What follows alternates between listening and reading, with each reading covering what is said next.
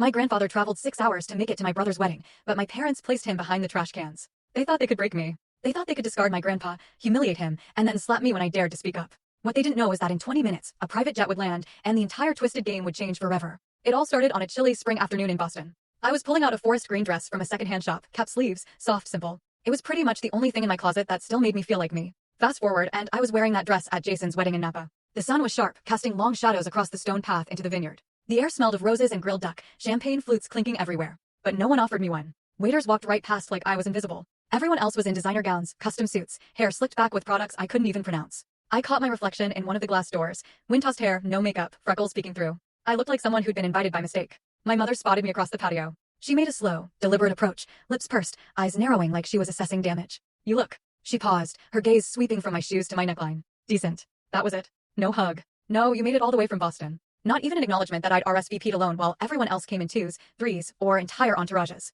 I barely got a word in before she walked off, drawn to someone with a tighter dress and a higher net worth.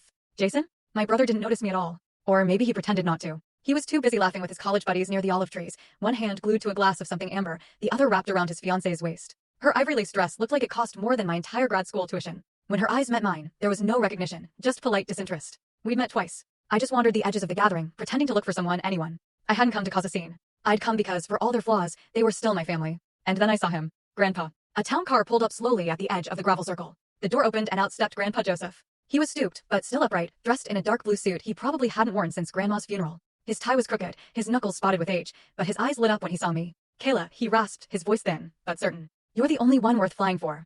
I held onto him for a long second, breathing in the faint smell of aftershave and peppermint gum. He'd flown 6 hours across the country for this, at 82 years old. No one else seemed to care. No one else even walked over. I offered to help him find his seat. A staffer beat me to it, waving us toward the far side of the patio, past the flower arch, past the pond, around the outdoor kitchen. And there it was. One plastic chair, wedged near two overflowing trash bins, right next to the humming heat vents from the catering tent. My chest went tight. There must be some mistake. The staffer shrugged, checked a chart, and walked off. I turned to my mother, who stood not 20 feet away, adjusting her bracelet in the sunlight. Why is Grandpa sitting there? I asked, my voice barely a whisper. Her gaze flicked past me like I was background noise. He insisted on coming. I told him he wouldn't enjoy himself. Beggars can't be choosers. He's not a beggar, I said, my voice low but firm. She leaned in closer, her whisper sharp as the summer air. That old man will embarrass us. The way he talks, the way he eats, the way he smells. I looked at her, truly looked. Her face was taut, cold, full story on the channel. Link below. Click now and watch what happened next.